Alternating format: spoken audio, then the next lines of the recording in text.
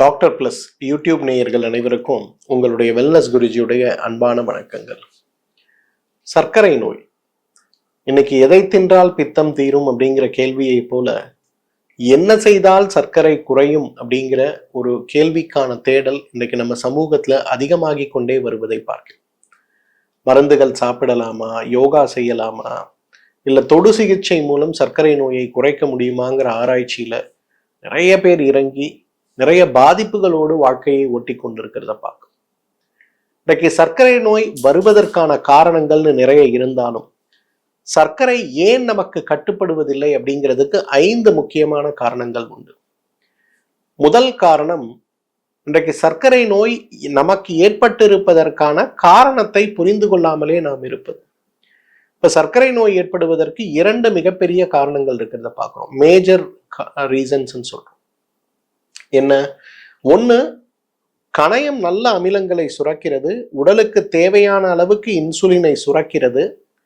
ஆனால் உடலில் இருக்கக்கூடிய அணுக்கள் அந்த இன்சுலின் அமிலத்தை உறிந்து கொண்டு வேலை செய்யக்கூடிய திறன் இல்லாமல் இருக்கிறது அப்படிங்கிறது இன்றைக்கு முதல் காரணம். இன்சுலின் ரெசிஸ்டன்ஸ் சொல்லக்கூடிய இந்த காரணம் தான் இன்றைக்கு 2ஆம் வகை சர்க்கரை நோய்க்கு மிகப்பெரிய காரணமாக இருக்கிறது பார்க்கும்.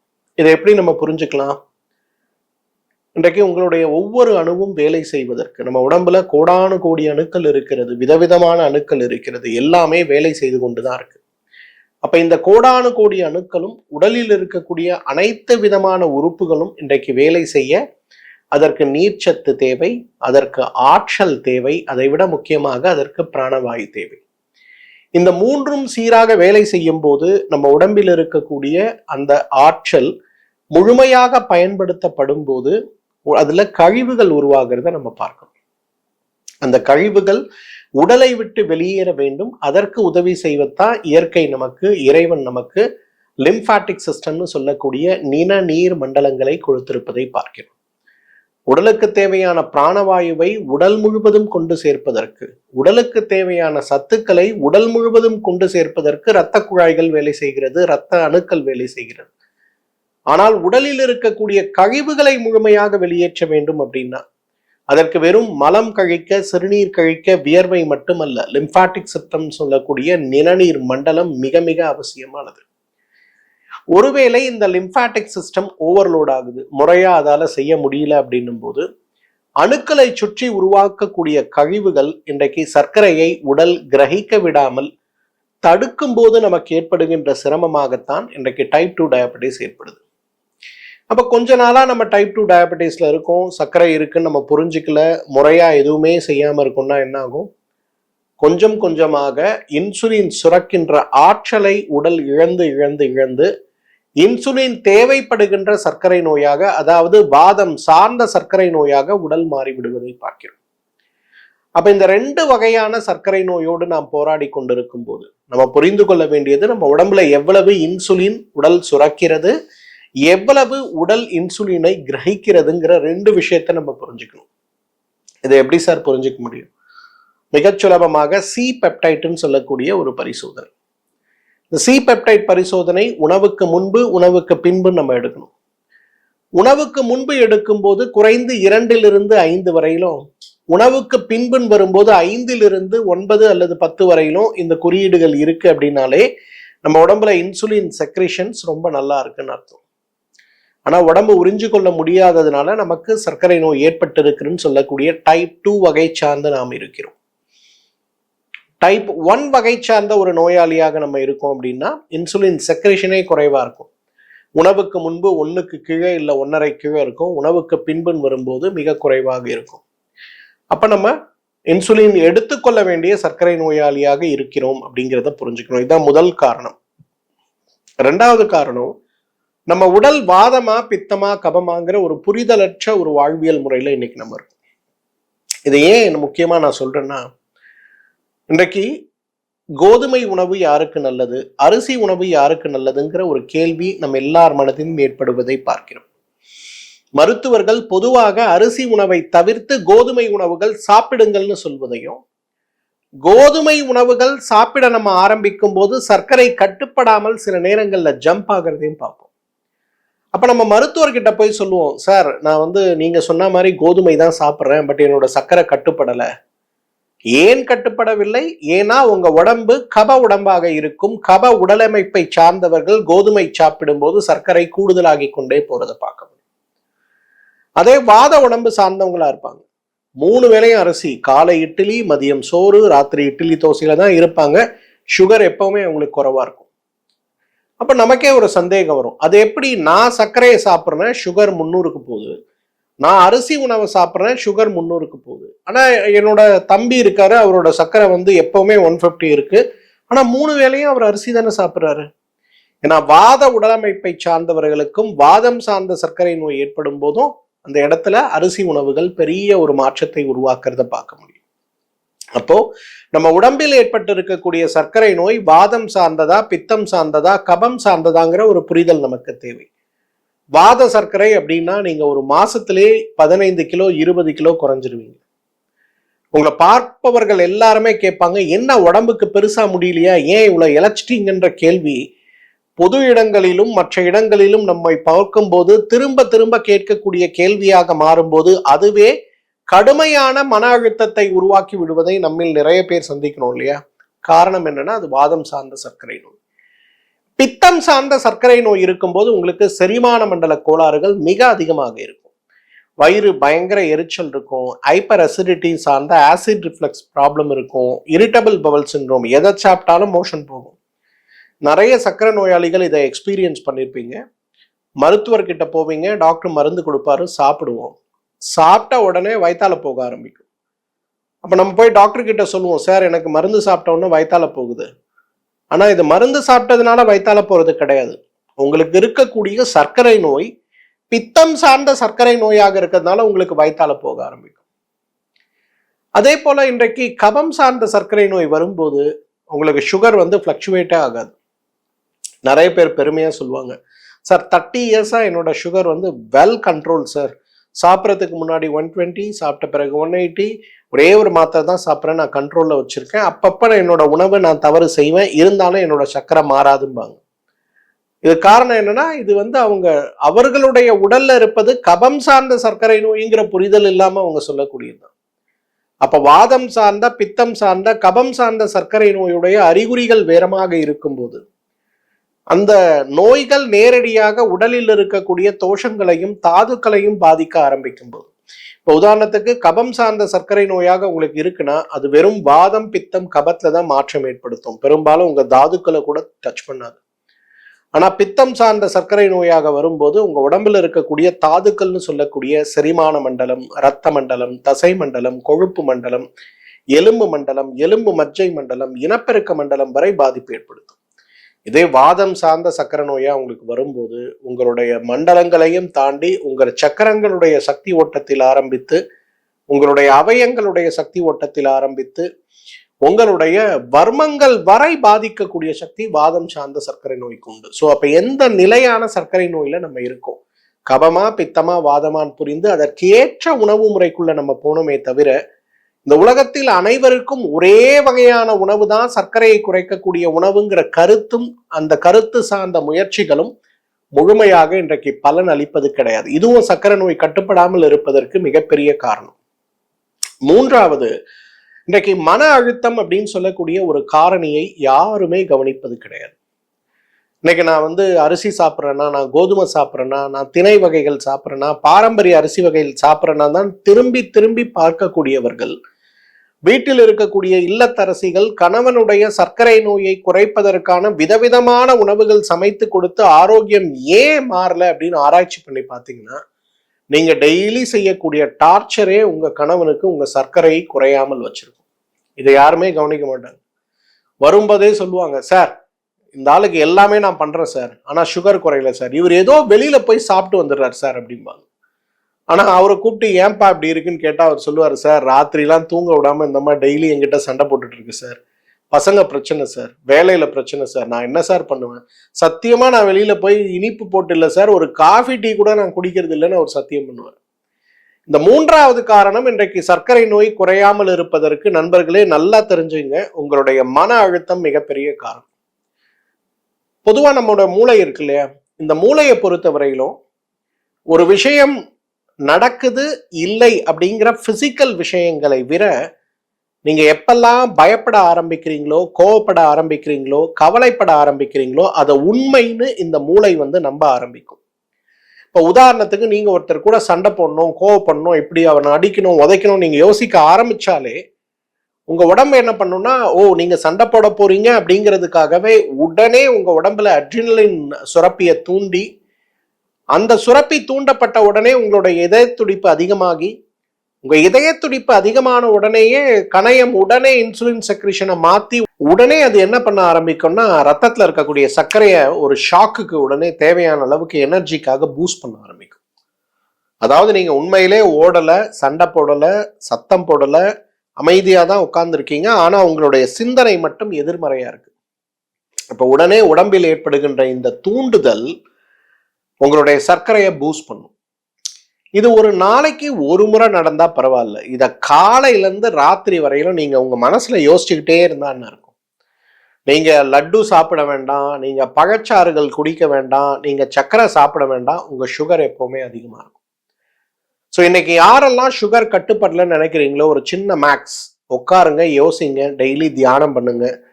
என்னெல்லாம் நெகட்டிவா நம்ம மனசுல எண்ணங்கள் வருதோ அதெல்லாம் தவிர்ப்பதற்கான வழிமுறையை செஞ்சு பாருங்க. உங்களோட சுகர் ரொம்ப வேகமா குறையறத பார்க்கலாம். ஏன் இன்னைக்கு சர்க்கரை நோய் அன்கண்ட்ரோல்டா இருக்கு? உங்களுடைய சிந்தனை ஆக்கப்பூர்வமான சிந்தனையற்ற வாழ்க்கை, எதிர்மறை எண்ணம், குறிப்பாக பயம் சார்ந்த, கோபம் சார்ந்த, கவலை சார்ந்த, வீணான கவலை சார்ந்த, நடக்காத விஷயத்தை நடப்பது போல் நினைக்கின்ற அந்த கவலை சார்ந்த சிந்தனைகள் நம்முடைய சர்க்கரையை மிகப்பெரிய அளவில் பாதித்து விடுவதை பார்க்கிறோம். 4வது, இன்றைக்கு உடற்பயிற்சியற்ற ஒரு தன்மை. இன்னைக்கு பிசிக்கலா நம்ம உடம்புல ஸ்டாமினாவை இம்ப்ரூவ் பண்ண வேண்டியது ஒவ்வொரு சர்க்கரை நோயாளியும் ஆற்ற வேண்டிய கடமை. ஆனா இதை யாராவது செய்யறோமா? இன்னைக்கு நடக்க சொல்லும் போது நிறைய சர்க்கரை நோயாளிகள் சொல்லுவாங்க, சார் நான் காலையில 7 o'clock ஆஃபீஸ் கிளம்புறேன் சார், நைட்டு 9 o'clock தான் சார் வரேன், எனக்கு எங்க சார் டைம் இருக்கு? ஆனா நைட்டு 9ல இருந்து 11 வரலாம் ஏன்பா தூங்குறது இல்லைன்னா, அப்பதான் மொபைல்ல உட்காந்து ரீல்ஸையும் ஃபேஸ்புக்கும் இன்ஸ்டாகிராமும் ஸ்க்ரோல் பண்ணிட்டு உட்காந்துருப்போம். அப்ப இன்னைக்கு நம்ம யாருக்காவது நடப்பதற்கான முயற்சிகள் செய்வதற்கு நேரம் இல்லையா, விருப்பம் இல்லையான்னு கேட்டா விருப்பம் இல்லை அப்படிங்கிறது தான் உண்மையான ஒரு பதில். ஒரு பாட்டி வேலூர்ல என்னை பார்த்திருந்தாங்க, 63 வயது. இந்த அம்மாவுக்கு சுகர் எப்பவுமே 400 இருந்தது. அவங்க வீட்டுல மருந்து மாத்திரைகள் எல்லாம் கொடுக்குறாங்க. அவங்க பையனே ஒரு டாக்டர், அவருக்கு என்ன பண்றதுனே தெரியல. சார் அம்மாவுக்கு இன்சுலின்ல இருந்து எல்லாமே ட்ரை பண்ணிட்டேன் சார், என்ன பண்றதுனே தெரியல சார் அப்படின்னா. அவங்க நாடிலாம் பார்த்தா ரொம்ப நல்லா இருக்கு, எல்லா வகையிலையும் ஷீ இஸ் ஹெல்த்தி. ஆனா அம்மாவுக்கு என்ன ஒரு பழக்கம்னா, வீட்டை விட்டு வெளியில போறது பழக்கமே கிடையாது. 45 வருடங்களாக அவங்க வீட்டை விட்டு வெளியில போறது ஏதோ காரணங்களால அவங்களுக்கு பிடிக்கல. குறிப்பா கோவிடுக்கு பிறகு வீட்டை விட்டு வெளியில வரணும்னாலே மாஸ்க் இல்லாம வர்றது கிடையாது. பயங்கர ஒரு பொசசிவ், ஒரு அப்சஷன் நேச்சருக்குள்ள போயிட்டாங்க. அப்ப அந்த அம்மாவுக்கு சுகரை குறைக்கணும், நான் என்ன பண்றது? வீடு பக்கத்துல கோவில் இருக்கான்னு கேட்டேன். இருக்கு அப்படின்னாங்க. அப்ப அந்த அம்மா கிட்ட சொன்னா, அம்மா உங்களுக்கு இந்த அளவுக்கு கர்ம வினைகளால் ஏற்படுகின்ற நோய்கள் இருக்குன்னா, இந்த கர்ம வினையை நீங்க மாத்தி சர்க்கரையை குறைக்கணும்னா நீங்க டெய்லி போய் கோவில சுத்தணுமா, ஒரு நாளைக்கு நீங்க அந்த கோவில 21 முறையாவது சுத்தி வரணும் அப்படின்னு. அப்பதான் சுகர் குறையுமா சார் அப்படின்னாங்க. இதையும் சேர்த்து பண்ணுங்கம்மா, சுகர் குறையும்னு சொன்னேன். 1 மாத காலத்திற்கு பிறகு பார்த்தா அவங்க சர்க்கரை ஃபாஸ்டிங் 130, போஸ்ட் பிராண்டியல் 180, எந்த மருந்துகளுமே இல்லை எக்ஸ்ட்ராவா, உணவு அதே உணவு. அவங்க பையனுக்கு ஒரே ஆச்சரியம், எப்படி சார் இது சாத்தியம்? ஏன்னா அம்மா இதுவரையிலும் பிசிக்கல் ஆக்டிவிட்டியே பண்ணல, இப்ப பிசிக்கல் ஆக்டிவிட்டி பண்றாங்க, வெளியில போறாங்க, நடக்கிறாங்க, மன நிம்மதி இதெல்லாம் சேரும்போது அவங்களுக்கு மாற்றம் வந்தது. இது ரொம்ப ரொம்ப முக்கியங்க. இன்னைக்கு வாக்கிங் போறதுக்கு இடம் இல்லை சார், நாங்க இருக்க ஏரியால ரோடெல்லாம் சின்ன சின்ன ரோடு, நிறைய நாய் தொல்லை வேற அதிகமா இருக்கு, நடக்க முடியலன்னு நிறைய பேர் வருத்தப்படுறத பாக்குறேன். பக்கத்துல உங்க கோவில் போங்க. நீங்க எந்த மதத்தை சார்ந்தவர்களாக இருந்தாலும் நமக்கென்று வழிபாட்டு தலங்கள் நிறைய இருக்கிறத பார்க்கணும். ஒரு சர்ச்சா இருக்கட்டும், ஒரு மாஸ்கா இருக்கட்டும், இல்ல நமக்கு உள்ள ஒரு கோவில்களா இருக்கட்டும். பெரிய கோவிலா இருக்கா, 11 சுத்துங்க. தஞ்சை பெரிய கோயில் மாதிரி பெரிய கோயில் தான் சார் எங்க ஊர்ல இருக்கு, அதை எப்படி சார் நான் நிறைய நேரம் ஸ்பெண்ட் பண்ண முடியும்? 11 முறை அந்த கோவிலை சுத்துங்க. சின்ன கோவில் பக்கத்துல, நம்ம வீட்டு பக்கத்துல இருக்கக்கூடிய சின்ன பிள்ளையார் கோயில் இருக்கா, அதை 108 முறை சுத்துங்க. எனக்கு தேவை நீங்க ஒரு நாளைக்கு 5000 அடி நடக்கிறீங்களா, 5000 ஸ்டெப்ஸ் நீங்க நடக்கிறீங்களா இல்லையா, இதுதான் எனக்கு தேவை. இந்த 5000 ஸ்டெப்ஸ் நீங்க நடந்தீங்கன்னா உங்களுக்கு என்ன ஆகும், மிகப்பெரிய அளவுல உங்களுடைய ஸ்டாமினா இன்க்ரீஸ் ஆகும், பேசிக் மெட்டபாலிக் ரேட்டுன்னு சொல்லக்கூடிய வளர்சிதை மாற்றம் அதிகமாகும். அப்ப உங்களுடைய நடை உங்களுக்கு மருந்தாக செயல்பட்டு சர்க்கரையை குறைக்கும். இதை செய்வதற்கு மனதும் முயற்சியும் தேவை அப்படிங்கிறத நம்ம புரிஞ்சுக்கணும். நல்லா ஞாபகம் வச்சுங்க, இப்ப கார்த்திகை மாசம் ஆரம்பிச்சிருச்சு, அடுத்து மார்கழி. இந்த கார்த்திகை மாதமும் மார்கழி மாதமும் தை மாதமும் இன்றைக்கு நிறைய இறை சக்திகள் நேரடியாக பூமிக்கு வந்து பூமியில் இருக்கக்கூடிய திருத்தலங்களை தரிசிக்கக்கூடிய மிகப்பெரிய ஒரு நேரம்னு சொல்லுவோம். கார்த்திகையில் திருவண்ணாமலையில் ஏற்படக்கூடிய தீபம் அன்றுதான் அம்பிகைக்கு தன்னுடைய சரிபாதியை இறைவன் கொடுத்ததாக ஒரு மிகப்பெரிய ஐதீகம். அதனாலதான் மற்ற தீபங்களை காட்டிலும் கார்த்திகை தீபம் மிகப்பெரிய அளவுல நம்ம கொண்டாடுறோம். அப்ப அந்த மாதிரி கார்த்திகையில இருக்கக்கூடிய பண்டிகைகள் எல்லாம் நீங்க பாத்தீங்கன்னா மிகப்பெரிய அளவுல இன்றைக்கு இறை சக்தி மனித சக்திக்காக மேலிருந்து வருவதாக ஒரு ஐதீகம் உண்டு. எல்லா கோவில்களிலும் விசேஷமா இருக்கும். சிவன் கோயில், பெருமாள் கோயில், அம்மன் கோயில், நீங்க எந்த சாமியை வேணா கூப்பிடுங்க, நீங்க சைவமா இருங்க, வைணவமா இருங்க, அத்வைத்தமா இருங்க, எதுல இருந்தாலும் திருவிழாக்களோடு கூடி இருக்கக்கூடிய ஒரு காலம். காரணம், இறை சக்தி தேங்கி கிடக்கக்கூடிய ஒரு காலம். அதனால இந்த 2-3 மாசம் அட்லீஸ்ட் அந்த கோவில் ஏதாவது இருக்குன்னா நீங்க போய் கொஞ்சம் வாக்கிங்லாம் பண்ண முடியுமான்னு பாருங்க. கோவில்ல நேரம் செலவு செய்யுங்க. ஒரு கல்லுல 2 மாங்காங்க, வெரி சிம்பிள். இந்த வாக்கிங் போனீங்கன்னா ஒரு கல்லுல 2 மாங்காய். என்ன, வாக்கிங் போறதுனால உடம்புக்கு நல்லது, கோவில் போறதுனால புண்ணியமும் கிடைக்கும், மனசுக்கும் நல்லதுங்க. இந்த 2 விஷயத்த ஒரே கல்ல நம்ம சாதிக்க முடியும். அதுக்கான முயற்சி பண்ணுங்க. 5வது டீடாக்ஸுங்க. ஏன் வந்து உங்க உடம்புல சுகர் கண்ட்ரோல் ஆகலைன்னா, உடல்ல கழிவு நீக்கம் நம்ம யாரும் செய்யறதே கிடையாது. ஒரு 300 சர்க்கரை இருக்கக்கூடிய ஒரு 24 வயது இளைஞர் நேத்து வந்து என்ன பார்த்தாரு. அவங்க ஒரே பையன், அப்பா அம்மாவுக்கு ஒரே கவலை, அந்த அம்மா ஓனா அழுகுறாங்க. அந்த பையன் சொல்றான், சார் எனக்கு வந்து 5 இயர்ஸா இருக்கு சார், இன்சுலின் போட்டாங்க, அப்பவும் சுகர் 200 தான் இருக்கு, இன்சுலின் போடல அப்ப சுகர் 240 வருது, எதுக்குன்னு சொல்லி எல்லாத்தையும் நான் நிறுத்திட்டேன் சார் அப்படின்னா. அவங்க அம்மாவுக்கு ஒரே அழுகுறாங்க, ஐயோ தம்பிக்கு சுகரே குறையல சார், இவ்வளோ பிரச்சனை சார், அவ்வளோ பிரச்சனைன்னு ஓன அழுதாங்க.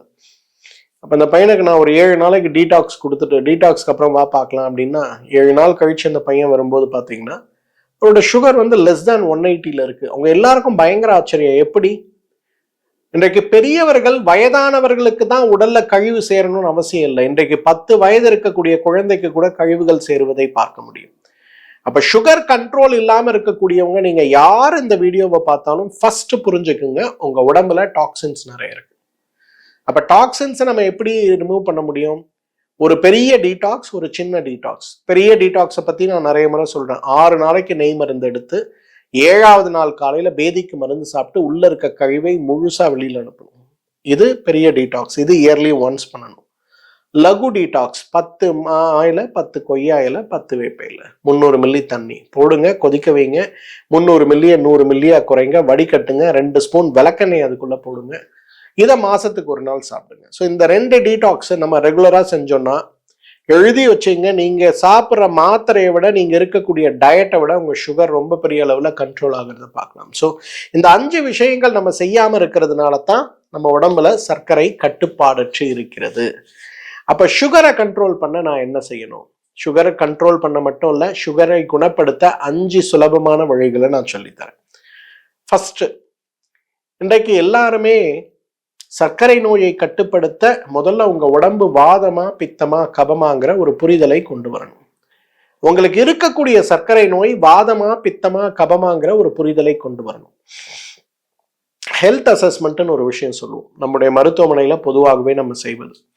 இந்த ஹெல்த் அசஸ்மெண்ட்டுங்கிறது என்னன்னு கேட்டீங்கன்னா, உங்க உடல் வாத பித்த கபமா, உங்க நோய் வாத பித்த கபமா, உங்களுக்கு இருக்கக்கூடிய நிலை, முதல் நிலை, 2ஆம் நிலைங்க, 5ஆம் நிலை வரையிலும் எந்த இதுல இருக்கு, உங்களுக்கு இருக்கக்கூடிய சர்க்கரை நோய் உடல்ல தாதுக்களை அல்லது அவயங்களை அல்லது சக்கரங்களை அல்லது வர்மங்களை எவ்வாறு பாதித்திருக்கிறது, எந்தெந்த இடங்கள்ல பாதித்திருக்கிறது, இந்த சர்க்கரை நோயினால் உடல்ல நேரடியான உறுப்புகள்ல என்ன பாதிப்புகள் ஏற்பட போகிறது அல்லது ஏற்பட்டு போகிறதுன்ற ஒரு முழுமையான புரிதலுக்கு பேர் தான் ஹெல்த் அசஸ்மெண்ட் பேர். நம்முடைய மருத்துவமனையில மெகனில் டயாபெட்டிஸ் ரிவர்சல் ப்ரோக்ராம்னு ஒன்று பண்ணுவோம். சர்க்கரை நோயை குணப்படுத்தக்கூடிய, சர்க்கரை நோயை மாற்றி மருந்தில்லாத ஆரோக்கிய பெருவாழ்வுக்கு நாம் என்ன செய்ய வேண்டும் அப்படின்னு சொல்லக்கூடிய ஒரு 1 year ப்ரோக்ராம். இந்த ப்ரோக்ராமோட அடிப்படையே உங்க உடம்பு வாத பித்த கபத்துல இருந்து ஆரம்பிச்சு நமக்கு தேவையான சிகிச்சை, சமன சோதனை, காயகல்ப, பஞ்சகர்ம சிகிச்சைகள்லாம் என்ன தேவைன்னு புரிதலை உருவாக்குவது தான் இந்த ஹெல்த் அசஸ்மெண்ட். எதுக்காக இதை சொல்றேன்னா, இன்னைக்கு எல்லா சக்கரை நோயாளியும் ஒன்று கிடையாது அப்படிங்கிற முதல்ல நீங்க எல்லாருமே புரிஞ்சுக்கணும். ஒரு மெட்ஃபார்மின் மருந்து இன்றைக்கு உலகத்தில் இருக்கக்கூடிய அனைத்து நோயாளிகளுக்கும் கொடுக்கப்படும் போது 199 பேருக்கு அது வேலையே செய்வது கிடையாது அப்படிங்கிறத புரிஞ்சுக்கணும். நிறைய பேர் நீங்க யோசிச்சு பார்த்துருப்பீங்க, நீங்க கரெக்டா டயட் இருந்து நீங்க மெட்ஃபார்மின் மாத்திரை போட்டீங்கன்னா உங்க சுகர் நல்ல கண்ட்ரோல்ல இருக்குது, எனக்கு ரொம்ப அந்த மருந்து உதவி செய்து நம்பக்கூடியவர்கள் நிறைய பேர் இருப்பாங்க. அதே நபர்கள் ஒரு வாரம் மெட்ஃபார்மின் போடாம இதே டயட்டை ஃபாலோ பண்ணி பார்த்தாலும் உங்க சுகர் கண்ட்ரோல்ல இருக்கிறது பார்க்க முடியும். அப்ப இந்த மாத்திரை எதுக்குங்கிற ஒரு கேள்வி நம்ம மனதில் ஏற்படும். ஸோ இன்றைக்கு நம்ம உடம்பு வாதம் பித்தம் கபம்ங்கிறத புரிதலோட, நமக்கு ஏற்பட்டிருக்க சர்க்கரை நோய் வாதம் பித்தம் கபம்ங்கிற ஒரு புரிதலோட இருந்தால் மட்டும்தான் நம்ம உடம்பில் இருக்கக்கூடிய சர்க்கரை நோயை வேகமாக கட்டுப்படுத்த, குணப்படுத்த, ஒருவேளை நீண்ட கால சர்க்கரை நோயாளியாக நாம் இருக்கோம்னா அதை மாற்றுவதற்கு நம்மால் முடியும். ஸோ முதல்ல நம்ம செய்ய வேண்டியது என்ன? உடம்பு நமக்கு எந்த வகையான சர்க்கரை நோய் இருக்கு, நம்ம உடம்பு எந்த வகையா இருக்கு அப்படிங்கிறத புரிஞ்சுக்கணும். செகண்ட், ரொம்ப ரொம்ப இம்பார்ட்டன்ட்டுங்க, எனக்கு சுகர் உங்களுக்கு கண்ட்ரோல் ஆகணும்னா நீங்க டீடாக்ஸ் செஞ்சுதாங்க ஆகணும். நீங்க பெரிய டாக்டர், உலகத்திலேயே மிகப்பெரிய சர்க்கரை நோய் மருத்துவர், இன்சுலின் த பெஸ்ட் இன்சுலின் ஒரு யூனிட்டே எனக்கு 500 ரூபாய் சார், நான் ஒரு நாளைக்கு 5 யூனிட் போனேன், என்னோட சுகர் கண்ட்ரோல்ல இருக்கு. இன்னும் நிறைய அமெரிக்கா போயிட்டு வர இந்தியர்கள்லாம் பெருமையா சொல்லுவாங்க, சார் நான் வயிற்றுல இன்சுலின் பம்பே போட்டேன் சார், அதுவே எனக்கு கால்குலேட் பண்ணும் சார் எனக்கு எவ்வளவு தேவைன்னு, அதுவே உடனே நான் மொபைல்லேயே அதை மேனேஜ் பண்ணுவேன் சார். 200 இருந்தா நான் 4 யூனிட் போட்டுப்பேன் சார், எனக்கு 500 இருந்ததுன்னா நான் 8 யூனிட் போட்டுப்பேன் சார், பெருமையாக சொல்வார்கள். எவ்வளவு துக்ககரமான ஒரு விஷயம் தெரியுமா அது? நீங்க டீடாக்ஸ் பண்ண ஆரம்பிச்சீங்கன்னா உங்க உடம்பு சுரக்கக்கூடிய இன்சுலினே உங்க உடம்புல சேரும். டீடாக்ஸ் நீங்க பண்ணாம மருந்துகள் சாப்பிடுவது நல்லா ஞாபகம் வச்சுங்க, 1 கிலோ உப்பை கொண்டு போய் கடல்ல கரைக்கிற மாதிரி தான். கடலுக்கும் பிரயோஜனம் கிடையாது, உப்புக்கும் பிரயோஜனம் கிடையாது, அதை தேடி எடுக்கவும் முடியாது. இதுதான் இன்றைக்கு உண்மை. இன்றைக்கு சராசரியாக ஒரு சர்க்கரை நோயாளியுடைய குடும்பம் அவருடைய சர்க்கரை நோயை கட்டுப்படுத்துவதற்கு, அதே போல அரசு ஒரு சர்க்கரை நோயாளிக்கு கொடுக்கக்கூடிய மருந்துகளுக்காக ஒரு மாதத்திற்கு செலவு செய்யக்கூடிய தொகை மட்டும் கிட்டத்தட்ட 3000 ரூபாய்ங்க. ஆனா இந்த 3000 ரூபாயை 300 ரூபாயாக மாற்றக்கூடிய ஆற்றல் நம்மிடமே இருக்கு அப்படிங்கிறத தான் நம்ம யாரும் புரிஞ்சுக்கிறது இல்லை. அப்ப இந்த ஆற்றலை பெரிய அளவுல மாற்றுவதற்கு நம்ம என்ன செய்யணும்? டீடாக்ஸ் செய்யணும், வேற ஒண்ணுமே கிடையாது. இப்ப சர்க்கரை நோய் மருந்து இல்லாம கட்டுப்படுத்த, குணப்படுத்த முடியுமா? ஆரம்ப நிலை சர்க்கரை நோய், கப பித்த சர்க்கரை நோயை நிச்சயமா முடியும். சார் எனக்கு 10 வருஷமா சுகர் இருக்கு, நீங்க சொல்றதை பார்த்தா எனக்கு வாத சர்க்கரை இருக்கு, அப்ப நான் என்ன பண்றது? வாத சர்க்கரை இருக்குங்கிறதுக்காக சர்க்கரைக்கு 4 மாத்திரையும் இன்சுலின் 3 ஊசியும் போடணும்னு அவசியம் கிடையாது. டீடாக்ஸ் செய்து நம்ம உடம்புல இருக்கக்கூடிய ஏன் உடம்பு வாதமா பித்தமான்னு புரிஞ்சு நம்ம சர்க்கரைக்கான ஒரு ப்ரோஆக்டிவ் அப்ரோச் நம்மளால எடுக்க முடியும்னா அப்ப நமக்கு பெரிய மருந்துகள் தேவை கிடையாது. மினிமைஸ்டு மருந்துகளோட நம்ம வாழ்க்கையை சந்தோஷமா வச்சுக்க முடியும். அதே நேரத்தில் சர்க்கரை நோயினால் ஏற்படுகின்ற எல்லா விதமான பக்க விளைவுகளையும் நம்மால் தடுக்க முடியும். இதுதான் முக்கியமான விஷயம். இன்னைக்கு நான் சர்க்கரை நோயாளி, நாளைக்கு சர்க்கரையோட சேர்ந்த ரத்த கொதிப்பு ஹைப்பர் டென்ஷன் நோயாளி, இன்னும் கொஞ்ச நாள் ஆகும்போது இதனால ஏற்படுகின்ற சிறுநீரக நோயாளி, அதுக்கப்புறம் இதய நோயாளி, அதுக்கப்புறம் பக்கவாத நோயாளி, அதுக்கப்புறம் கால் கை விரல்கள் அழுகி போய் எடுக்கக்கூடிய நோயாளின்னு சொல்லி நோயுடைய பட்டியல் சர்க்கரை நோய் ஏற்படும் போது ஏறிக்கிட்டே போகுது இல்லையா? இதை தடுத்து ஆரோக்கியப்படுத்த முடியுமான்னா டீடாக்ஸ் செஞ்சாலே போதும். ஸோ சர்க்கரை மட்டும் இல்லை, சர்க்கரை நோயோட எல்லா விதமான காம்ப்ளிகேஷனையும் நீங்க ப்ரிவென்ட் பண்ணணும்னா டீடாக்ஸ் பண்ண வேண்டியது ரொம்ப ரொம்ப அவசியம். நம்பர் 3, இன்னைக்கு ரொம்ப இம்பார்ட்டண்டான விஷயம், யாருமே கவனிக்காத விஷயம், மன அழுத்தம் தான். தியானம்ங்க. இன்னைக்கு என்னோட அனுபவத்துல 1000 ரூபாய் இல்ல, 1,00,000 ரூபாய் கொடுத்து வாங்கக்கூடிய மாத்திரையை விட இன்றைக்கு தியானம் பெரிய அளவுல நமக்கு உதவி செய்யும். இன்னைக்கு எந்த அளவுக்கு நீங்க தியானத்துல போக்கஸ்டா இருக்கீங்களோ அந்த அளவுக்கு உங்களுடைய நோய்த்தன்மை குறைந்து போறதை பார்க்க முடியும்.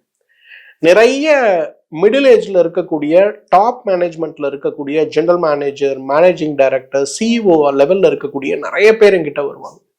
இன்னைக்கு இந்தியாவுடைய ஒரு மிகப்பெரிய ஏஐ பேஸ்டு மேனுஃபேக்சரிங் கம்பெனியோட ஒரு சிடிஓ என்ன பார்க்க வந்தார். அவர் தான் சீஃப் டெக்னாலஜி ஆஃபீஸர். அவங்க வந்து நிறைய கனரக வாகனங்களை உற்பத்தி செய்யறாங்க. அந்த கனரக வாகனங்கள் உற்பத்திய அடுத்த 5 வருஷத்துல 100% ரொபாட்டிக்கா மாத்தக்கூடிய முயற்சியில ஈடுபட்டிருக்காங்க. அப்ப அந்த முயற்சிக்கு என்ன தேவை அப்படிங்கிறதுல அவர் போட்டு குழப்பி அவரோட சுகர் பாத்தீங்கன்னா 450 and 500. அந்த 30 நாள்ல அவரு 10 நாள் அமெரிக்கால இருக்காரு, 10 நாள் ஜெர்மனில இருக்காரு, 10 நாள் இந்தியால இருக்காரு, அப்படியே ஓடிட்டே இருக்காரு.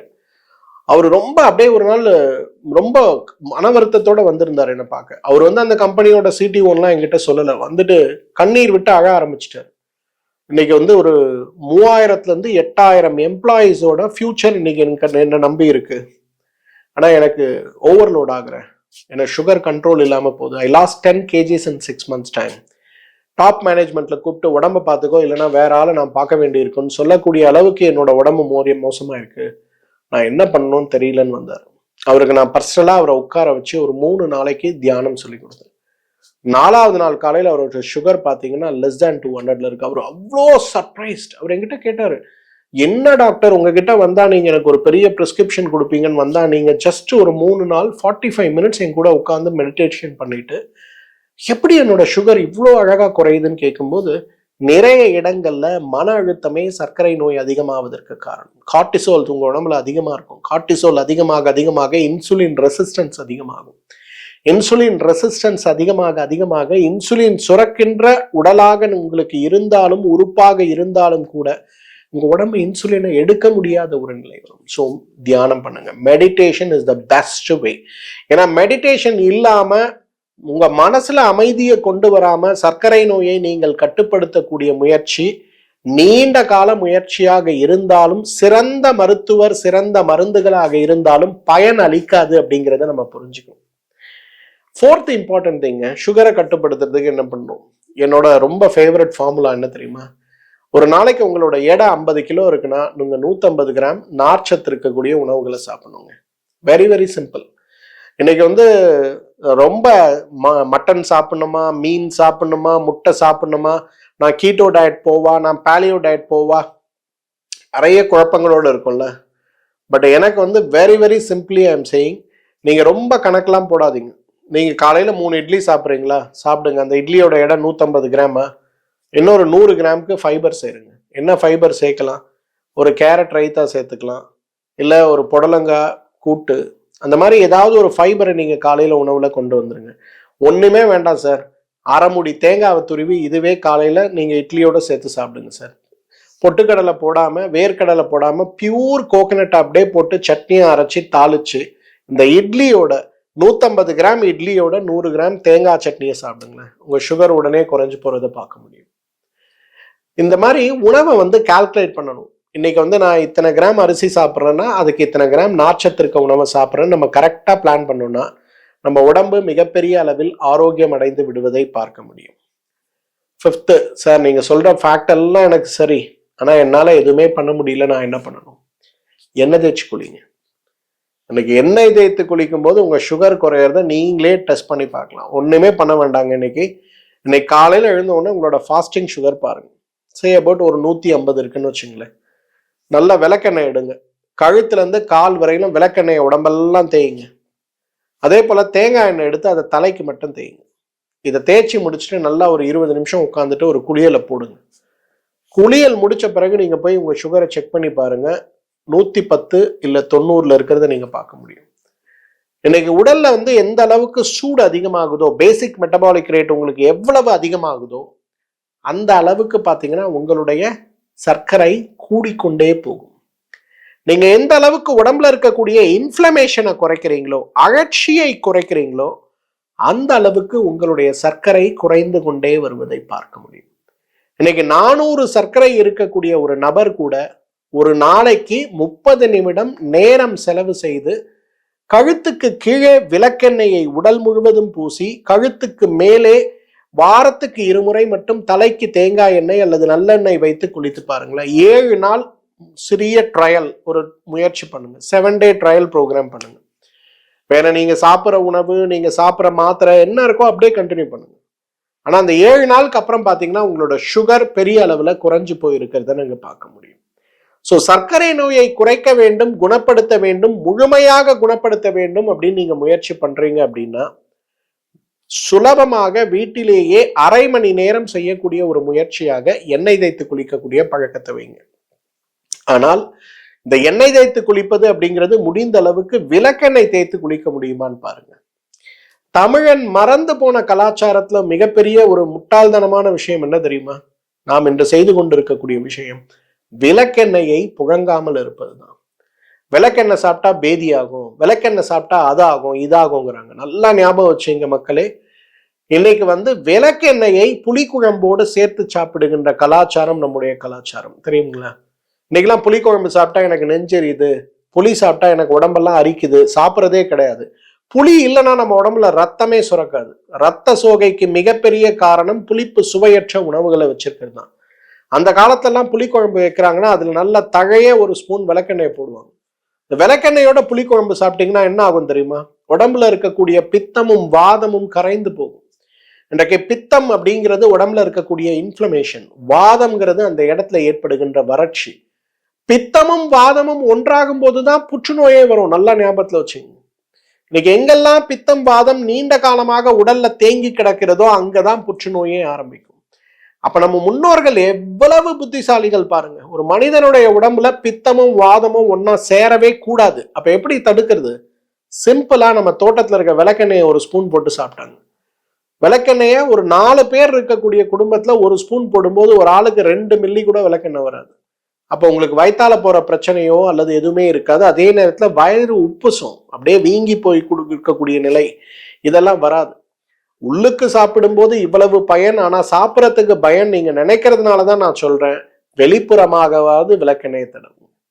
நல்லா ஒரு 20 மில்லி விளக்கெண்ணெய் எடுங்க, சூடு பண்ணுங்க, கழுத்துல இருந்து கால் வரையிலும் தடவுங்க, உட்காருங்க. நேற்று கூட வேலூர்ல இருந்து ஒரு அன்பர் வந்திருந்தார். ரொம்ப காலில் விழுந்தாரு. நான் திட்டினேன், ஏன் காலில் விழுறேன் அப்படின்னு. சார் எனக்கு என்னோட மனைவியோட நான் சேர்ந்தே 4 வருஷம் ஆச்சு சார். மனைவியோட சேர்ந்தனா என்னோட உடம்பு சூடு பயங்கரமா போய் கை கால் எரிச்சல், கண் எரிச்சல், ஏதோ என் உடம்புல அவ்வளவு உஷ்ணத்தினாலேயே நான் கஷ்டப்பட்டேன் சார். புளிப்பு சாப்பிட மாட்டேன், எண்ணெய் பலகாரம் சாப்பிட மாட்டேன், இனிப்பு சாப்பிட மாட்டேன். நான் சாப்பிட்றதே காலை உணவு கஞ்சி, மதிய உணவு மோர் சாதம் புடலங்கா, ராத்திரி உணவு அகைன் மோர் சாதம் புடலங்கா. இதைத்தான் சார் 4 வருஷமா சாப்பிட்றேன். உங்களோட வீடியோ பார்த்துட்டு நான் விளக்கெண்ணெய் தேய்ச்சி குளிக்க ஆரம்பிச்சேன் சார். வெறும் 7 நாள் தான் சார் குளிச்சிருக்கேன். என் உடம்பு அப்படியே குளிர்ந்து போய் இன்னைக்கு உடம்புல இருக்கக்கூடிய உடம்பே பாரம் போயிடுச்சு சார். அவ்வளவு நல்லா இருக்கு. 4 வருடங்களுக்கு பிறகு நேத்து தான் என் மனைவியோட நான் சேர்ந்தேன். எங்க 2 பேருக்கும் அளவில்லாத மகிழ்ச்சி. இந்த மகிழ்ச்சியை கொடுத்ததுனால உங்களை கடவுளா பாக்குறேன் சார்னு காலில் விழுந்து சாப்பிட்டாரு. எதுக்காக இதை சொல்றேன்னா, இன்றைக்கு நோய்கள் வரும்போது நோய்களை தேடி மருந்துகளை தேடி ஓடுகின்ற ஒரு வழக்கத்தை வைத்துக் கொள்கிறோமே தவிர சுலபமா வீட்டுல செய்யக்கூடிய முயற்சிகளை செய்வதற்கு நம்ம யாரும் முயற்சி செய்யறதில்ல. நிறைய பேர் சொல்லுவாங்க, சார் எண்ணெய் தேய்ச்சி குளிச்சா எனக்கு சைனஸ் இருக்கு, தலைபாரம் வந்துடும், நீர் கோத்துரும். ஒண்ணுமே கிடையாதுங்க. கழுத்துக்கு மேல வைக்காதீங்க, கழுத்துக்கு கீழே தேய்ங்க. அந்த எண்ணெயை நல்லா சூடு பண்ணுங்க. ஒரு 20 மில்லி விளக்கெண்ணெய் எடுத்து சூடு பண்ணுங்க. கழுத்துல இருந்து கால் வரையிலும் தேய்ங்க, உட்காருங்க, குளிங்க. அப்படியே அன்னைக்கு யூரின் போகும்போது உடம்புல இருக்க சூடு கொதிக்கிற தண்ணி போற மாதிரி உடம்ப விட்டு போகும். தொடர்ந்து இதை 1 வாரம் பண்ணுங்க. இல்ல வாரத்துக்கு 2 முறை கணக்கு வச்சு 1 மாசம் பண்ணுங்க. உங்களோட தலைமுடி கொட்டுறது நின்று போகும், உங்க தோல் அழகா மாறும், உங்களோட பசி நல்லா இம்ப்ரூவ் ஆகும், மோஷன் ஃப்ரீயா போகும், உடம்புல இருக்க கழிவுகள் போகும். பெண்களுக்கு கால்கள் இருக்கக்கூடிய வீக்கங்கள், பாதத்துல இருக்கக்கூடிய வீக்கங்கள் மாறும். தோல் அவ்வளவு அழகா பொலிவா மாறும். முகப்பருக்கள் மறைந்து போகும், தோல் தழும்புகள் மறைந்து போகும். அப்பா இதோட பலன்களை சொல்ல ஆரம்பிச்சோம்னா சொல்லிக்கிட்டே போலாம், அவ்வளவு பலன்கள். ஆனா சக்கரை நோயாளிகளை பொறுத்தவரையிலும் 5வது ரொம்ப முக்கியமானது எண்ணெய் தேய்த்து குளிப்பது தான்.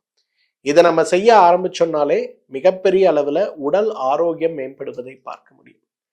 நம்முடைய மெகனில் டயபெட்டிஸ் ரிவர்சல் ப்ரோக்ராம்னு சொல்லக்கூடியது முழுக்க முழுக்க சர்க்கரை நோயிலிருந்து விடுதலை அடைவதற்கு நாம் எடுக்க வேண்டிய முயற்சிகள் வெறும் மருந்து சார்ந்த முயற்சிகளாக இல்லாமல் தினசரி வாழ்க்கையில செய்ய வேண்டிய முயற்சிகள். அந்த முயற்சிகள் முறையாக உடல் வாத பித்த கபத்தில் எந்த வகை சார்ந்ததுன்னு ஆரம்பிச்சு நம்ம செய்யக்கூடிய முயற்சி. இந்த முயற்சி மற்றும் சரியாக நம்ம எடுத்தோம்னா இன்றைக்கு நிறைய பேர் சர்க்கரை நோயிலிருந்து விடுதலை பெற்று இருக்கிறத பார்க்கணும். நிறைய குழந்தைகள் டைப் 1 சர்க்கரை நோயிலிருந்தே விடுதலை பெற்று இருக்கிறத பார்க்கணும். நிறைய பெண்கள் பிரசவ காலத்திற்கு பிறகு ஏற்படுகின்ற சர்க்கரை நோயிலிருந்து விடுதலை பெற்று இருக்கிறத பார்க்கிறோம். ஆனா இது ஒரு சயின்டிபிக் ப்ராசஸ். இது எல்லாருக்கும் ஒரு மாத்திரையை சாப்பிடுங்க, இந்த யோகா பண்ணுங்கன்னு சொல்றது இல்லை. உங்க உடம்புக்கு ஏத்தா போல செய்யக்கூடிய முயற்சி. நான் சொன்ன 5 விஷயங்கள் ஏன் சர்க்கரை குறையல அப்படிங்கிறத நீங்க எல்லாம் யோசிச்சு பாருங்க. அதே போல நான் சொன்ன 5 விஷயங்கள் சர்க்கரை குறைவதற்கு நம்ம எடுக்க வேண்டிய முயற்சிகள் என்னங்கிறத பாருங்க.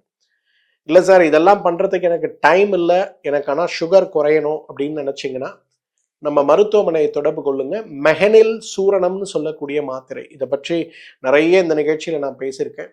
மெஹனில் சூரணத்தை போல விலை மலிவான, அதே நேரத்துல சர்க்கரையை கட்டுப்படுத்தக்கூடிய, குணப்படுத்தக்கூடிய சிறந்த மருந்து என்னுடைய அனுபவத்துல நான் பார்த்தது கிடையாது. ஒரு மாதத்திற்கே உங்களுக்கு பார்த்தீங்கன்னா 300 - 400 ரூபாய் தான் தேவை, ஒரு மாதத்திற்கான மருந்தே. ஆனா அவ்வளவு வேகமாக உங்களுடைய சர்க்கரை நோய் குறையறத, கட்டுப்படுத்துறத நீங்க பார்க்க முடியும். ஆனால் எடுக்கக்கூடிய முயற்சி வெறும் மருந்து சார்ந்த முயற்சியாக வச்சுக்காதீங்க. டீடாக்ஸ்ல ஆரம்பிங்க, எண்ணெய் தேய்ச்சி குளிங்க, தியானத்திற்கு முக்கியத்துவம் கொடுங்க. இது எல்லாத்துக்கும் மேல சாப்பிட்ற உணவுல 100 கிராம் அரிசி உணவுக்கு 150 கிராம் நார்ச்சத்து இருக்கக்கூடிய பயறு காய்கறி வகைகளை கொண்டாங்க. எல்லாத்துக்கும் மேல மன அழுத்தத்தை குறைப்பதற்கு தியானம் செய்யுங்க. இந்த முயற்சிகள்லாம் செஞ்சீங்கன்னா சர்க்கரை குறைவது மட்டுமல்ல, சர்க்கரை நோயுடைய பக்க விளைவுகள் குறைவது மட்டுமல்ல, சர்க்கரை நோயற்ற ஒரு ஆரோக்கியமான சமூகமாக நாம் வாழ முடியும் அப்படிங்கிறத புரிஞ்சுங்க. இந்த வீடியோவை உங்க ஃப்ரெண்ட்ஸ், உங்களுடைய சொந்தங்கள், உங்களுடைய கம்யூனிட்டிஸ்ன்னு சொல்லக்கூடிய நிறைய குரூப்ஸ் இன்னைக்கு வச்சிருக்கீங்க, எல்லாத்துலேயும் ஷேர் பண்ண முடியுமான்னு பாருங்க. இந்த வீடியோ சார்ந்த சந்தேகங்கள் உங்க யாருக்காவது இருக்கு அப்படின்னா இந்த வீடியோவோட கமெண்ட் செக்ஷன்ல உங்களோட கேள்விகளை கேளுங்க. எனக்கு நேரம் இருக்கும்போது நான் அதற்கான பதில் அல்லது மற்றும் ஒரு வீடியோ போடுறேன். நிறைய பேர் கேட்டிருந்தாங்க, என்ன சார் நீங்க எல்லாம் சொல்லிட்டு கடைசியில ஒரு மருந்து சொல்றீங்களே அப்படின்னு கேட்டிருந்தாங்க. இது என்னன்னா, நிறைய பேர் நல்ல விஷயங்களாக இருந்தாலும் கூட இன்றைக்கு செய்வதற்கு அறிய நேரம் இல்லை அப்படிங்கிற ஒரு கவலையில இருக்கிறத நம்ம பார்க்கிறோம். இன்றைக்கு எல்லாராலையும் தேங்காய் காலையில சாப்பிட முடியுமா? முடியும். ஆனா சாப்பிட்றதுக்கு மனசும் நேரமும் இருக்கான்னு கேட்டா இல்லைன்றது தான் அர்த்தம். வயதானவர்கள் கூட இன்றைக்கு 65 வயது 70 வயது இருப்பவர்கள் கூட இன்றைக்கு உணவை பராமரிக்க முடியாமல் சிரமப்படுவதை பார்க்கிறோம். உணவை பராமரிக்க முடியவில்லைன்னு கவலைப்படணுமா, அல்லது ஏதேனும் ஒரு சில உடலை காப்பாற்றக்கூடிய பக்க விளைவற்ற ஆரோக்கியத்தை நல்கக்கூடிய சில மருந்துகளை எடுக்க வேண்டுமா அப்படிங்கிறதுனாலதான் ரொம்ப தெளிவா இதெல்லாம் செய்ய முடியாதவங்க இந்த மருந்தை சாப்பிடுங்கன்னு நான் சொல்றேன். அந்த மாதிரி சர்க்கரை நோய் கட்டுப்படாமல் வருத்தப்பட்டு கொண்டிருப்பவர்கள் நீங்க யாரா இருந்தாலும், எந்த மருந்துகளை பின்பற்றி கொண்டிருந்தாலும் கூட மெஹனில் சூரணம் உங்களுக்கான சிறந்த மருந்து. காலை ஒரு வேளை, மதியம் ஒரு வேளை, மாலை ஒரு வேளை, உணவுக்கு முன்பு ஒரு தேக்கரண்டி 5 கிராம் அளவுக்கு வெந்நீரோடு கலந்து சாப்பிடுங்க. சிறந்த மாற்றத்தை நீங்க உணரலாம். மீண்டும் மற்றும் ஒரு நிகழ்ச்சியில உங்களை சந்திக்கிறேன். அதுவரை உங்களிடமிருந்து விடைபெறுவது உங்களுடைய வெல்னஸ் குருஜி. நன்றி, வணக்கம்.